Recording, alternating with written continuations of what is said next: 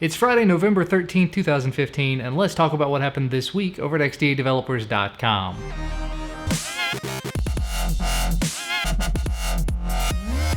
So, you got $1,500 you can spare? If so, you can pick up TAG Heuer's newest watch called Connected, which is an Android Wear device. It's got an Intel Atom chip in it, 1 GB of RAM, 4 GB of storage, and a 410 milliamp-hour battery. And inevitably, when the device gets abandoned in about 2 years because its specs aren't quite good enough for the latest, greatest build of Android Wear, TAG Heuer will allow you to pay them another $1,500 to trade it in for a mechanical model. Not really my place to judge whether or not that's actually going to be worthwhile for that price, but I can tell you one thing.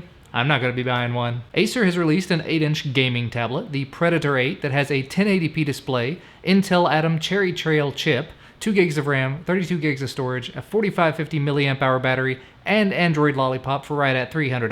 Motorola has announced a new Mexico-exclusive device, the Moto G Turbo Edition. It's got a 5-inch 1080p display, Snapdragon 615, 2 GB of RAM, 16 GB of storage, and it's going to be available for about $280 US. Speaking of Motorola though, they're starting to roll out Android Marshmallow to the Moto X style and the 2014 Moto X, starting in India and Brazil, and they're going to be moving to other locations in the coming weeks. Verizon finally got around to rolling out Marshmallow to the Nexus 6, and a download link for it has been captured and made available if you just can't wait. An explanation of some of the camera issues that people are having with the Nexus 5X came out this week, and basically it has to do with the sensor being installed in reverse. Realistically, it shouldn't be an issue, but there are still some apps that are using the old camera API where you had to manually check the display orientation. So if you do see any apps that are really having problems with it, they do suggest you contact the app developer and ask them nicely if they'd be willing to update. Google also announced this week that Android Wear has been updated to support cellular connectivity, so as long as your watch has the hardware for it, with this latest update you're going to be able to leave your phone behind for little bits of time here and there,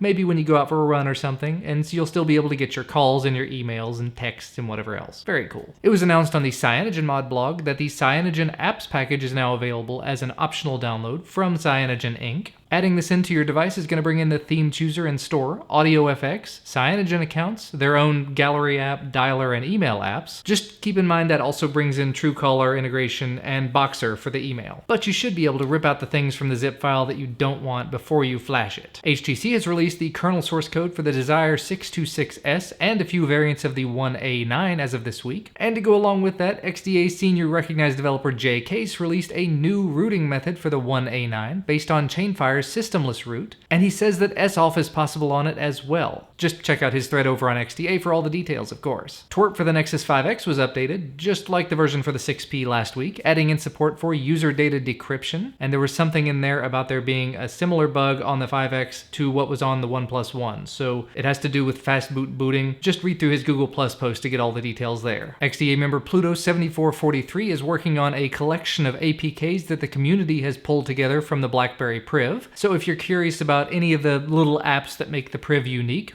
might be worth checking out his thread. XDA forum member Javiran Art ported a toolkit over from the OnePlus One to run on the ZUK Z1 that can unlock and lock the bootloader, flash twerp to it, put it back to stock, and so on and so forth. Not sure how many of you guys actually have the Z1, but if you do, check out his thread. And there were a lot of these, so I'm just gonna speed through them. Unofficial builds of CM13 are now available for the first-gen Android One devices, the 2014 Moto X, the Eureka, the Galaxy Note 4, the Galaxy Note 3 with Snapdragon processor, the Galaxy S4 SD600 variants, the Galaxy S3, the Xiaomi Redmi 1S, and the HTC One M7. Did that all in one take. Just a blanket disclaimer here, these are all probably a little bit experimental, a little bit rough, a little bit buggy, so make sure to read through the appropriate forum thread before you dive in to see what you might expect. And another device that just keeps right on giving, the HP touchpad actually received a port of Android Marshmallow this week thanks to XDA recognized developer Flintman, though the camera and Bluetooth on it are not working quite yet, and may never work. Still really cool to see that device still getting some love. And finally, forums have been added for the next bit Robin, and one other video was posted to XDA TV this week, episode 6 of the XDA/Android podcast. But you know what? That's going to be about all from me for today. You can find the links to all of the stories that I talked about down in the video description as usual, as well as the link to my YouTube channels, both my tech and my daily vlogging channels. Remember, if you like this video, please do leave us a thumbs up down below the video, and subscribe to receive all of our videos as soon as they become available.